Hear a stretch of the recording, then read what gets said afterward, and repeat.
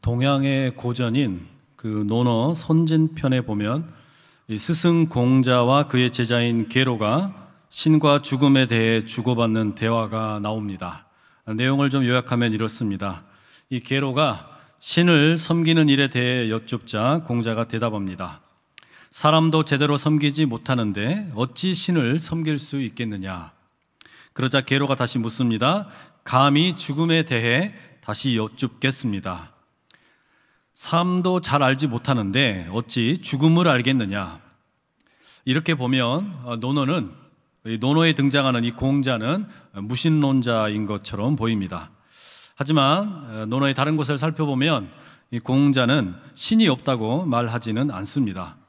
다만 보이지 않는 신이나 어차피 모르는 죽음에 대해서 별로 관심을 갖지 않는다는 것이죠. 이 공자의 핵심은 뭐냐면 사람에 대해서, 그리고 사람이 살아가는 삶에 대해 관심을 갖는 데 집중하는 것이 더 옳다라는 말입니다. 사람도 제대로 모르고 사람이 살아가는 삶도 제대로 모르면서 보이지 않는 신이나 잘 모르는 죽음에 대해 논하지 말라는 말이죠. 공자의 이런 주장이 요즘 대단히 설득력을 얻는 것처럼 보입니다. 최근에 이 신의 이름으로 사람을 죽이고 폭력을 행사하는 그 이슬람의 과격파 근본주의 순위파로 이루어진 IS, 이슬라믹 스테이트가 벌이는 그 테러를 봐도 그렇고, 작년 말에 한국 전쟁을 예언하면서 소동을 벌이다가 외국으로 떠난 몇몇 교회 성도들을 봐도 그렇습니다. 신의 이름으로 테러를 저지르고 신이 한국을 심판할 것이라고 예언을 했지만 결국 남은 것이 뭡니까? 신과 또 종교에 대한 혐오감 뿐입니다. 이 대중들에게 신에 대한 관심, 구체적으로는 교회에 대한 거부감이 더 심해진 것만 같습니다. 그러니 이 공자가 말하는 것처럼 신에 대한 이야기나 죽음에 대한 탐구보다 사람에 대해서 더 관심을 갖고 삶에 대해 성찰하는 것이 더 중요해 보입니다. 하지만 여러분, 우리는 지금 하나님이라는 신을 예배하기 위해 이 자리에 모였습니다. 그렇다면 여러분은 왜 매 주일 정해진 시간에 교회로 모이십니까? 그리고 왜 그리스도인이 되셨습니까? 왜 복음에 열광을 하시고 심지어는 이 복음을 여러분 혼자 누리지 않으시고 주변 사람들과 나아가 온 세계에 전하려고 하십니까? 이런 질문에 답변을 하는 것이 너무 중요하고 마땅히 필요할 것입니다. 더욱이 우리가 열광하는 복음이 과연 사람과 삶에 대해 관심이 있느냐고 묻는다면 우리는 뭐라고 또 대답을 할 수 있겠습니까? 이 모든 질문을 우리가 한꺼번에 답할 수 없지만 오늘은 왜 예수님께서 복음인지, 그리고 그 복음이 우리에게 또 우리 사람에게 또 사람이 살아가는 현실의 삶에 배드뉴스가 아니라 굿뉴스인가, 이 문제를 우리가 마가복음 1장을 탐구하며 광야의 복음이라는 제목으로 씨름해 보려고 합니다. 마가복음 1장의 1절 그 첫 문장은 하나님의 아들 예수 그리스도 그의 복음의 시작이라고 진술하고 있습니다. 복음은 기쁜 소식이라는 말인데 이 복음은 예수 그리스도의 복음이고 그 예수 그리스도는 다름 아닌 하나님의 아들이라는 선언이죠. 그렇다면 아마 이런 의문 한 번쯤 생각해 볼 수 있을 겁니다. 그냥 복음이라고 말해도 될 텐데 왜 굳이 예수 그리스도의 복음이라고 했을까? 그냥 복음이라고 하면 말이 통하지 않을까? 왜 굳이 예수 그리스도의 복음이라는 그런 수식을 해서 표현을 했을까? 이런 질문입니다. 이 질문의 이유는 사실 간단합니다. 당시에 다른 복음이 있었기 때문이죠. 예수님이 사시던 당시에 가장 유명한 복음은 따로 있었습니다. 이 복음이라는 것은 예수님께서 태어나시기 약 5년쯤 전에 세계를 지배하고 있던 그 로마 황제 아우구스투스의 복음을 말하는 겁니다. 이 아우구스투스를 찬양하는 비석의 내용이 발견된 적이 있는데 대충 이런 내용을 담고 있습니다. 우리 삶의 전부를 주장하며 우리에게 열정과 관심을 보이는 신의 섭리는 아우구스투스를 통해 가장 완벽한 인간 삶의 완성을 주었다. 신은 그를 인간에게 유익을 주는 덕으로 충만케 했으며 그는 우리와 우리의 자손들을 위한 구원자로 보내심을 받은 사람이다. 그를 통해 전쟁이 그쳤으며 온 세상에 질서가 생겨났다. 신, 아우구스투스의 탄생일은 온 세상을 위한 복음의 시작이었다. 여러분, 이게 무슨 말인지 되십니까? 이 줄리어스 시저의 양아들이었던 아우구스투스는 예수님이 태어날 당시 로마의 황제였고, 로마의 사람들은 그를 신의 아들이라고 불렀습니다. 뿐만 아니라 그의 생일을 복음의 시작이라고 불렀습니다. 바로 이런 이유 때문에 마가복음은 분명하게 선을 긋는 것이죠. 이 복음은 사람들이, 여러분들이 신의 아들이라고 부르는 로마 황제 아우구스투스의 복음이 아니다. 이 복음은 갈릴리 나사렛 출신의 목수, 그러나 진짜 하나님의 아들인 예수 그리스도의 복음이다. 이렇게 선언을 하는 겁니다.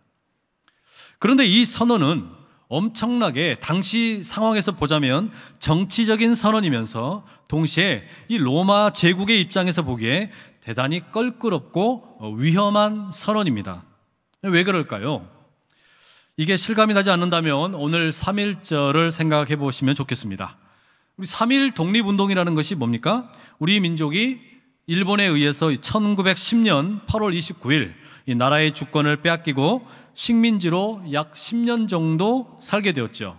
그리고 1919년 오늘 3월 1일에 우리나라는 자주 독립국가임을 외친 겁니다. 이 외침을 한번 생각해 보십시오.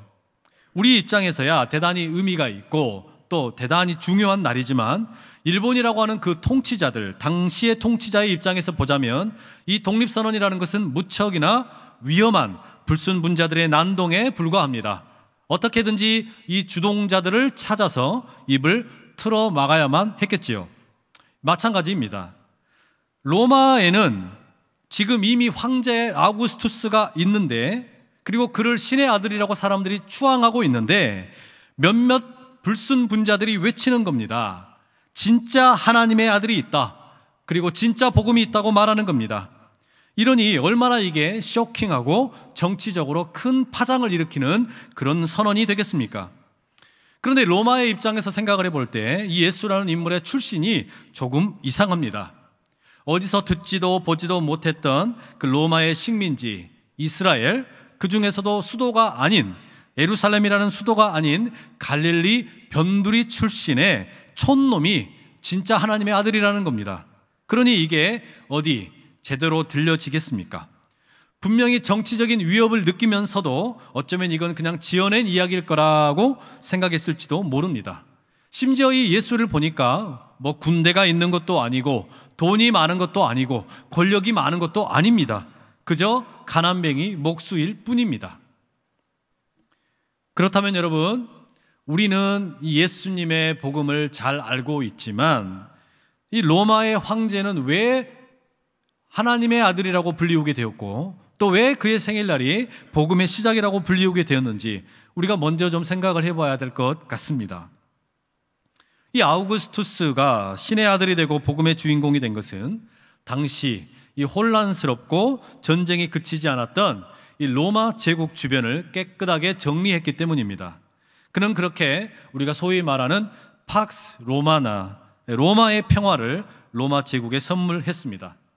그런데 말로는 로마의 평화라고 말을 하지만 사실 이 평화는 평화로운 방법으로 주어진 것이 아니라 무시무시한 칼과 또 말과 군대의 힘을 빌어서 상대를 제압하여 쟁취한 것입니다. 시끄럽게 구는 자들이 있다면 다 죽여버리고 입을 틀어 막은 것이죠. 때문에 로마에 대항한다면 그게 뭐 해적이 되었든 어린이가 되었든 청년이 되었든 어른이 되었든 나라가 되었든 모두 다 쓸어 죽이는 겁니다. 그러니 이 로마의 평화를 신봉하는 사람들, 그리고 로마의 황제를 신의 아들이라고 믿는 사람들, 그리고 그의 생일을 복음이라고 믿는 사람들에게는 이 사람이 사는 삶이라는 것은 짐승들과 조금도 다를 바가 없습니다. 사람들은 짐승들처럼 그저 힘센 놈이 이기는 겁니다. 그게 평화입니다. 평화라는 게 별거냐? 힘센 놈이 다 이기고 꼭대기에 우뚝 서면 그게 평화입니다.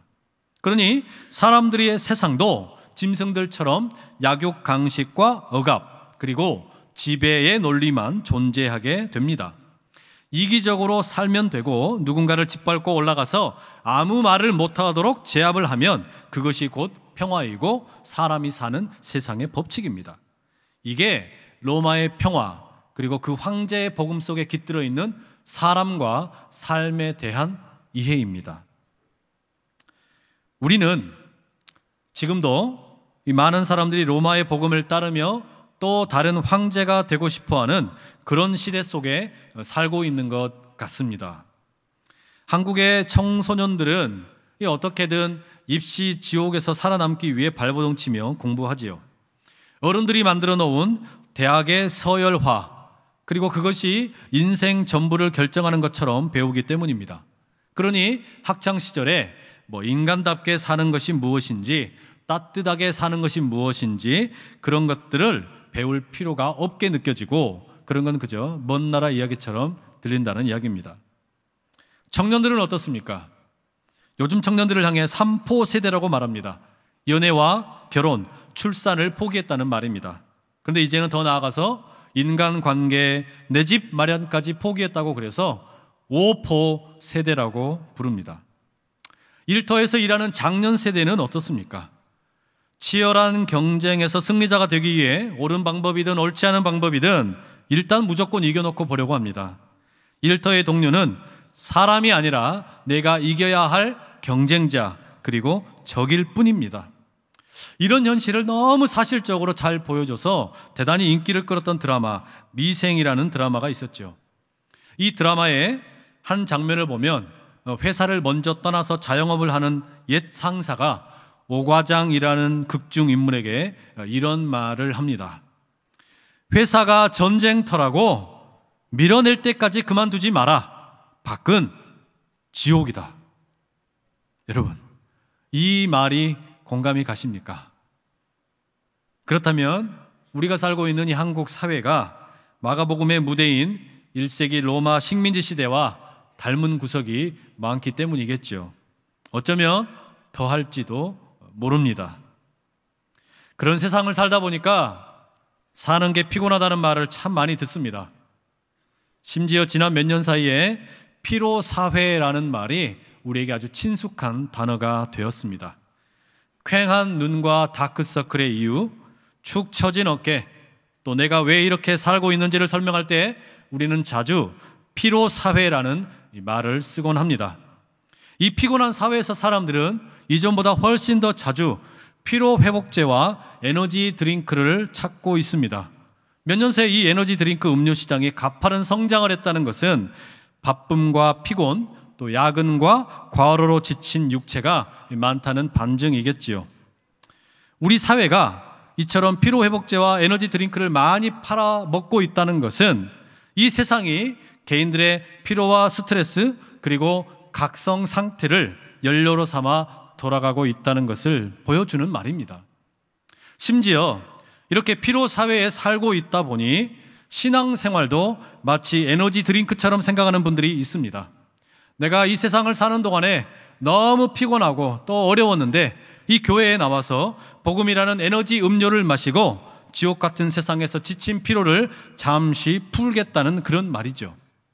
하지만 여러분, 엄밀한 의미에서 복음은 단지 이 세상에서 살다가 지친 여러분들을 위로해주는 그런 영적인 피로회복제가 아닙니다. 복음은 여러분들의 그 지친 이 세상에서 지옥 같은 삶을 살다가 힘들어서 찾아온 여러분들에게 달콤한 속삭임을 해주는 그런 치료제가 아니라는 말입니다. 잠깐 마시고 힘을 주는 그런 영적 각성제나 고통을 잊게 해주는 영적 몰핀이 아닙니다. 복음은 이 세상에 잘못된 것을 송두리째 뒤집는 하나님의 능력입니다. 그게 진짜 복음입니다. 이 세상에서 힘들어서 살고 있는 사람들, 고통을 잊기 위해 복음을 영적 각성제로 삼고 살아가는 그런 삶을 살고 있는 사람들에게 진짜 복음이 무엇이겠습니까? 지옥 같은 세상을 살아가는데 그 힘을 얻기 위한 잠깐의 그 피로회복제이겠습니까? 아닙니다. 진짜 복음이라면, 진짜 능력이라면 이 세상의 판을 뒤집을 수 있는 그 무엇인가가 되어야만 합니다. 너나 할 것 없이 황제가 되기 위해 짐승처럼 사는 이 세상 자체를 뒤집을 수 있는 그 능력, 그게 진짜 복음 아니겠습니까?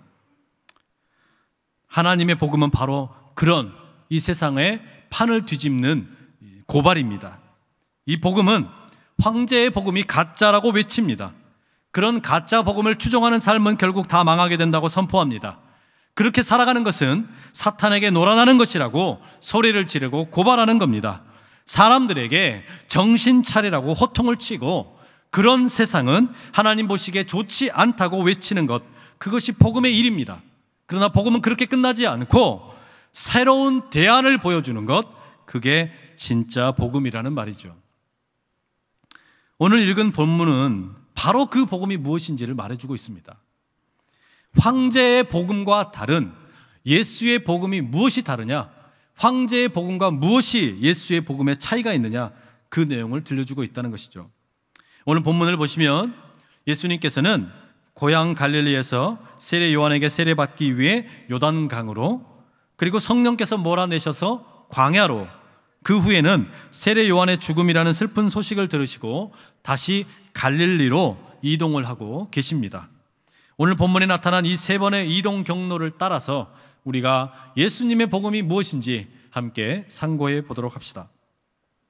예수님은 먼저 세례를 받기 위해 그 갈릴리를 떠나 요단강으로 가셨습니다. 이미 사방에서 많은 군중들이 앞을 다투어 죄를 회개하고 요단강에서 세례를 받았습니다. 이 고향 갈릴리에서 예수님도 세례 요한에게 세례받기 위해 이웃들과 함께 떠났고 요단강에 도착을 했습니다. 차례가 되었을 때 이제 죄를 회개하고 똑같이 세례를 받으셨죠. 뭔가 특별한 것이 조금도 없습니다. 그저 무더운 날씨에 그 먼 거리를 걸어오느라 땀이 났고 먼지가 묻었던 까닭에 이 물에 들어갔다 나오면서 개운함을 느끼고 땀과 먼지가 조금 씻겼을 뿐입니다. 특별할 것이 하나도 없습니다. 그런데 우리가 읽은 이 본문의 10절에 의하면 대중들의 그 세례와 다른, 무언가 다른 예수님의 세례만의 특별함을 우리가 포착하게 됩니다. 예수님이 이제 물에서 세례를 받고 올라오실 때 하늘이 이렇게 갈라졌습니다. 하늘이 갈라졌다는 말은 하늘이 찢어졌다는 말입니다. 이 말은 하늘이 단단한 벽으로 이쪽과 저쪽을 꽉 메우고 있었는데 그 벽이 허물어졌다는 그런 이야기죠. 이건 무슨 말입니까? 예수님의 세례와 함께 하늘과 땅 사이가 막혀 있던 것이 허물어지고 갈라지고 이제 하늘과 땅이 통하게 되었다는 말입니다. 달리 말하면 연극 무대를 가리고 있던 커튼이 걷어지고 새로운 연극이 시작하는 것처럼 하나님께서는 예수님의 이 세례를 통해 이제 새로운 무대를 열고 계시는 겁니다. 그리고 하늘이 갈라진 후에 성령이 비둘기처럼 예수님께 내려옵니다. 이걸 어떻게 이해할까요? 황제의 대관식을 상상 한번 해봅시다. 이 새로운 황제가 이제 세워지게 되면 새로운 시대를 선포하면서 나팔을 불고 이제 새로운 왕관을 그 황제에게 머리에 딱 씌웁니다. 그것처럼 지금 이 성령께서 예수님의 머리 위로 내려오시는 겁니다. 이제 예수님은 단순한 사람이 아니라 성령으로 충만한, 성령으로 가득한 분이 되셨습니다. 그리고 마지막으로 들리는 음성이 있습니다. 너는 내 사랑하는 아들이고 내가 너를 기뻐한다는 하늘 아버지의 음성이 들려옵니다. 여러분 상상이 가시나요? 이것은 예수님의 세례가 곧 황제의 대관식이라는 말입니다. 로마 황제가 대관식을 하면 유럽과 아시아가 통하게 되었다고 선포하지만 예수님의 대관식은 그것보다 훨씬 더 큰 차원에서 하늘과 땅이 통하게 되었다고 지금 선포하고 있는 것입니다. 또 로마의 황제는 자신의 그 왕관을 뽐내면서 사람들을 억압해 자신에게 신의 아들이라고 부르도록 강요했다면 예수님께서는 성령을 왕관 삼아 쓰시며 너는 내 사랑하는 아들이고 내가 너를 기뻐한다는 하늘 아버지의 음성을 친히 들으셨습니다. 이제 결론은 났지요. 진짜 하나님의 아들은 누구입니까? 예수입니다. 저 화려한 로마 궁전의 황제가 신의 아들이 아니고 예수님이야말로 진짜 하나님의 아들이라고 마가복음은 선포하고 있는 것입니다. 이게 얼마나 분명한 지금 황제의 대관식이겠습니까? 이렇게 멋있는 대관식을 했으면 뭔가 여흥을 좀 즐기고 놀아야 될 것 같은데, 성령께서는 이 대관식을 마치자마자 예수님을 광야로 몰아내셨습니다. 여기 몰아냈다는 말은 뭐 친절하게 안내를 했거나 부탁을 하거나 뭐 이런 말이 아닙니다. 여기 몰아냈다는 것은 버틸 수 없을 정도로 강요해서 강압적으로 밀어냈다는 뜻입니다. 왜 성령은 이 예수님을 광야로 몰아내야만 했을까요? 그것은 예수님께서 이제 새로운 황제로 등극을 하셨기 때문에, 이 세상의 진정한 주인 되심을 선포했기 때문에 가짜 황제와 전쟁을 해야 하기 때문입니다. 저 가짜 황제, 로마의 황제, 그리고 그를 조정하고 있는 사탄과 전쟁을 벌이기 위해 광야로 나가야만 했다는 것이죠. 여러분, 광야가 어떤 곳입니까? 물이 없습니다. 먹을 식물이 없습니다. 달리 말하면 생명을 느낄 수가 없는 땅입니다. 창세기 1장에서 본래 하나님께서 지으셨던 그 선한 창조가 망가지고 생명의 기운을 잃어버린 메마른 땅, 그래서 혼돈과 공허의 상태로 돌아가 버린 땅, 바로 거기가 광야입니다. 왜 그렇게 되었습니까? 사탄이 그 땅을 점령했기 때문입니다. 사탄이 지금 지배하고 있는 그 땅에서 예수님은 40일 동안 사탄에게 시험을 받으셨습니다. 사탄은 거기에서 예수님께 은밀하게 속삭이죠. 예수야, 너도 나의 복음을 따르라. 그러면 내가 이 파괴와 폭력과 외로움의 세계를 너에게 선물로 주겠다. 이 세계를 다 너에게 주겠다. 그렇게 예수님께 속삭이며 자기를 따르라고 속삭입니다. 마가복음은 예수님께서 이 시험을 이기셨는지 지셨는지 정확하게 기록하고 있지 않습니다. 그러나 우리는 그 13절의 말씀에서 예수님이 승리하셨음을 분명히 알 수 있습니다. 13절에 의하면 예수님께서는 광야에서 40일 동안 시험을 받으시며 동시에 들짐승들과 함께 계셨다는 기록을 담고 있습니다. 들짐승들과 함께 계셨다는 것, 이게 무슨 의미입니까? 사탄은 지금 예수님을 시험을 하면서 이 폭력의 세계, 그리고 약육강식의 법칙, 짐승처럼 살아도 된다는 그런 자신의 복음을 전하고 있는데, 예수님께서는 그 약육강식에 익숙한 사나운 맹수들과 친구처럼 함께 지내고 계시는 겁니다. 예수님께서는 지금 그 사탄의 모든 유혹을 물리치고 사나운 맹수마저도 자신의 친구로 받아들여 함께 지내는 이사야가 예언했던 평화의 나라를 몸소 보여주고 계시는 것이죠. 이사야 11장 6절에서 9절에 이렇게 적고 있습니다. 그때에 이리가 어린 양과 함께 살며 표범이 어린 염소와 함께 누우며 송아지와 어린 사자와 살진 짐승이 함께 있어 어린아이에게 끌리며 암소와 곰이 함께 먹으며 그것들의 새끼가 함께 엎드리며 사자가 소처럼 풀을 먹을 것이며 젖먹는 아이가 독사의 구멍에서 장난하며 젖된 어린아이가 독사의 굴에 손을 넣을 것이라. 내 거룩한 산 모든 곳에서 해됨도 없고 상함도 없을 것이니 이는 물이 바다를 덮음같이 여호와를 아는 지식이 세상에 충만할 것임이니라. 아멘. 그렇게 예수님께서는 광야에서 사탄을 완전히 몰아내시고 강펀치를 마구 날리셨습니다. 예수님은 그렇게 사탄의 모든 유혹을 광야에서 무효화시키신 것이지요. 폭력을 조장하고 약육 강식을 조장하던 이 사탄의 전략을 완전히 물리치셨습니다. 그리고 타락한 자연마저도 선한 창조의 질서로 회복시키셨습니다. 이게 광야의 복음입니다.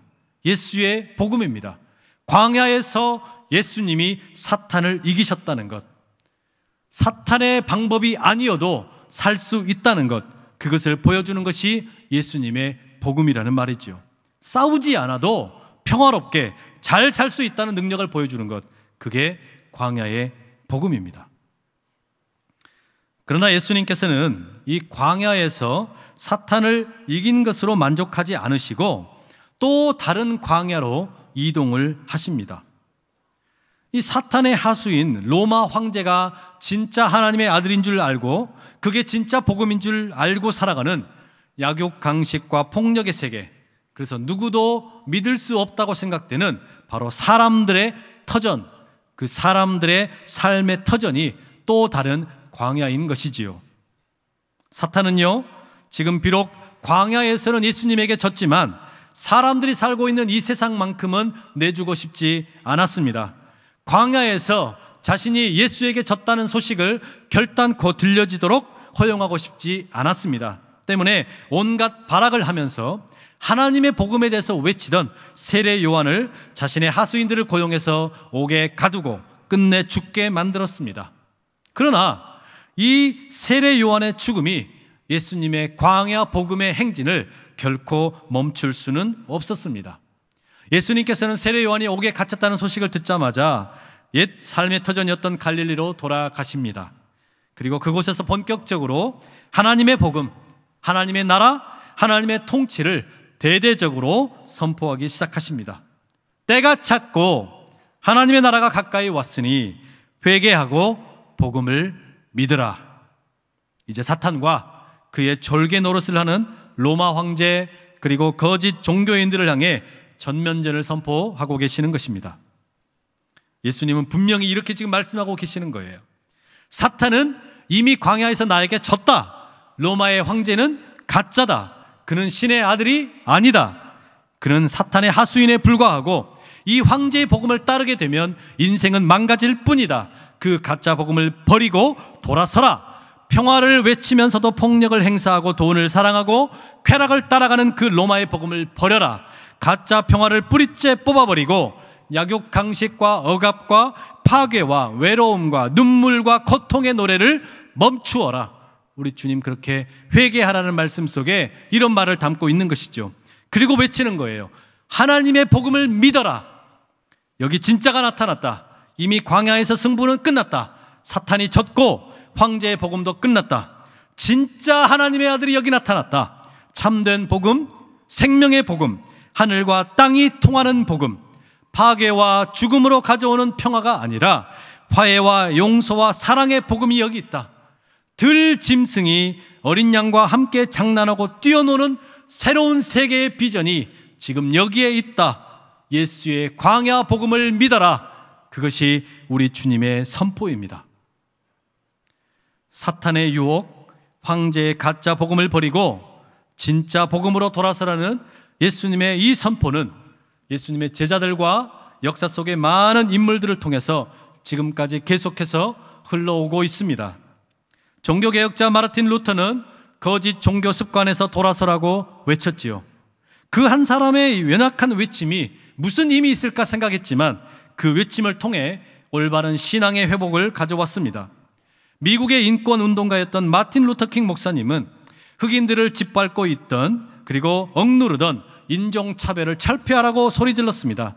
그 한 사람의 연약한 외침이 무슨 힘이 있을까 생각했지만 지금 미국에서는 마틴 루터킹 목사님의 생일을 국경일로 지킬 만큼 엄청난 변화를 가져왔습니다. 우리 민족의 지도자 33인은 1919년 3월 1일 일본 제국주의의 판을 뒤집으며 총과 칼로 자신들의 침략을 정당화했던 그 일본 제국에 맞서서 평화적이고 온건한 비폭력 독립운동을 선포했습니다. 맨손으로 맞서는 그 힘이 무슨 힘이 있을까 생각했지만 그 연약한 외침을 통해 우리 민족은 광복을 맛보게 되었습니다. 바로 이것, 이 연약해 보이지만 전혀 힘이 없어 보이지만 그 작은 힘을 가지고 그 용기를 가지고 선포하는 것, 바로 이 속에 광야 복음의 정신이 들어있고 예수의 복음의 그 흐름이, 그 영광스러움이 묻어 있는 줄로 믿습니다. 우리는 지금 피로 사회 속에 살고 있고 에너지 음료가 없으면 살 수 없을 것 같은 그런 사회, 완생이 되지 못한 채 미생으로 끝나는 인생들이 가득한 그런 사회 속에 살고 있습니다. 그렇다면 여러분, 오늘 우리에게 필요한 것은 무엇이겠습니까? 이런 사회 속에서 우리에게 필요한 결단이 무엇이겠습니까? 제2, 제3의 마르틴 루터가 되고 마틴 루터킹 목사님이 되고 33인의 민족 지도자가 되겠다는 바로 그런 결단이 아니겠습니까? 여러분, 우리의 이 신앙으로부터 우리가 결단할 필요가 있습니다. 광야와 같은 피로 사회에 살면서 에너지 드링크로 대충 복음으로 위로를 받고자 하는 그런 삶의 태도를 버려야만 합니다. 피로 사회 자체를 뒤집을 수 있는 하나님의 능력을 붙드시기 바랍니다. 사탄이 유혹하는 황제의 복음을 거부하고 하나님의 세상을 꿈꾸시기 바랍니다. 피말리는 경쟁과 다툼과 싸움으로 살아가는 그런 패턴이 아니라 이 판을 뒤집어서 그렇게 살지 않아도 우리가 잘 살 수 있다는 것, 함께 잘 살 수 있다는 것, 그렇게 학력으로 서열화하지 않아도 살 수 있다는 그런 세상을 꿈꾸시기 바랍니다. 돈만 있으면 모든 것이 가능하다는 가짜 성공 신화를 버리고 이제 미생이 완생이 되도록 예수의 광야 복음을 믿고 나가는 저와 여러분 모두가 되기를 간절히 소원합니다. 지금 주님께서는 그렇게 부르시는 거예요. 내가 광야에서 사탄의 유혹을 물리치고 이겼던 것처럼 그 광야의 복음을 붙들고 너도 너의 갈릴리로 떠나라고 우리 주님은 선포하고 계십니다. 그 너의 갈릴리에서, 그 광야에서 황제의 복음을 무효로 선포하고 사탄의 앞잡이들과의 싸움에서 이기고 가르치고 치유의 복음을 가지고 살아라고 우리 주님 말씀하고 계십니다. 이 설교를 준비하면서 계속 제 입속에 맴돌던 찬양이 하나 있었습니다. 예수를 나의 구주 삼고 성령과 피로써 거듭나니 이 세상에서 내 영혼이 하늘의 영광 누리도다. 다 함께 불러봅시다. 이것이 나의 간증이요, 이것이 나의 찬송일세. 나 사는 동안 끊임없이 구주를 찬송하리로다.